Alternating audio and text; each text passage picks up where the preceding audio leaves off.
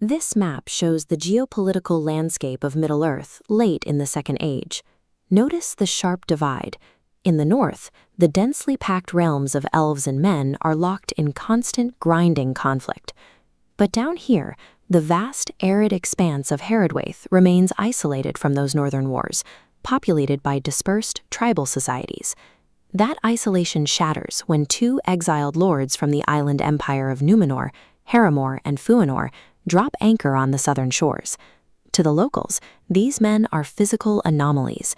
They stand nearly 7 feet tall, with pale skin, dark hair, and lifespans extending into centuries. The native Haradrim are immediately confronted by a massive technological disparity. They work primarily with bone, hide, and bronze. The new arrivals bring advanced ironworking, heavy steel, and the ability to cut and stack monumental stone. In earlier centuries, Númenórean explorers shared their agricultural and crafting knowledge. Herumor and Fuinur take a very different path. They leverage the locals' awe to extract heavy tribute, framing their advanced technology as proof of absolute divine superiority. Any tribal leader who refuses to bow to this new hierarchy is systematically eliminated. The exiled lords deploy their superior weaponry to shatter local resistance, rapidly carving out a secure, fortified foothold along the coast. You don't need a massive occupying army to conquer a continent. A small, organized force holding a monopoly on advanced metallurgy and defensive engineering can dominate and control a dispersed population. With the coast secured, the lords initiate a massive infrastructure project.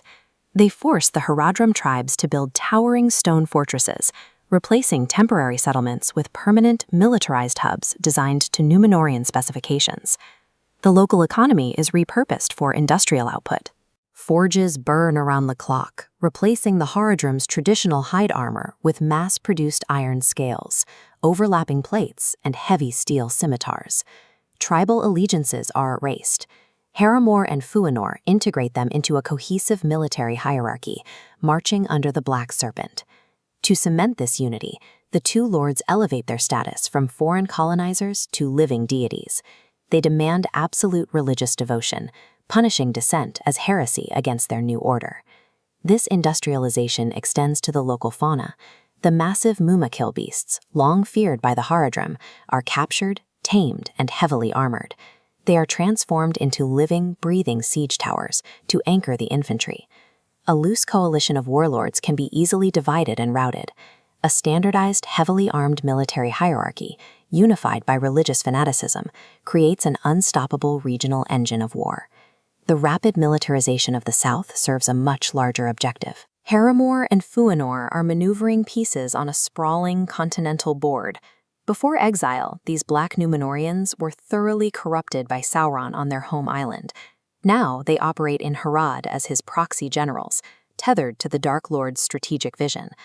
This chart shows Sauron's logistical problem. Despite vast manpower in Haradrim, chaotic networks meant supply lines dissolved before reaching Mordor. By industrializing the Haradrim, the Black Númenóreans solve this, acting as a funnel that routes a disciplined stream of resources directly to the Black Gate. As the Second Age draws to a close, this newly forged southern host begins a relentless march north. Tens of thousands of heavily armed Haradrim and armored Mumakil deploy to reinforce Mordor. Sauron's ultimate strategic advantage is his optimized supply chain, providing an inexhaustible stream of military fodder. The southern armies arrive at the plains of Dagorlad, joining Sauron's forces just in time to meet the advancing last alliance of elves and men. Across the mud and ash, Herumor and Fuinur face their own bloodline. The Black Númenóreans, who worship the darkness, stand opposite the Dunedain of Arnor and Gondor, the faithful exiles who held to the old ways. The collision is devastating. The massed formations of heavy steel Haradrim and charging Mumakil slam into the disciplined shield walls of elves and men. Despite their centuries of acquired power and their godlike status in the south, Herumor and Fuinur are ultimately cut down in the mud of Dagorlad. To Sauron, his proxy kings were expendable tools.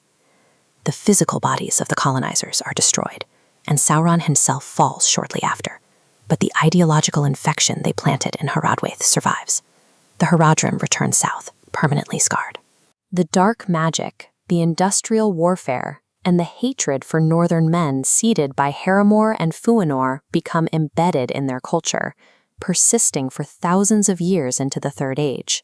When an oppressive regime collapses, the damage doesn't vanish with its leaders. The deepest tragedy of fallen empires is that their ruins become the foundation for generational trauma, permanently warping the destiny of the societies they subjugated.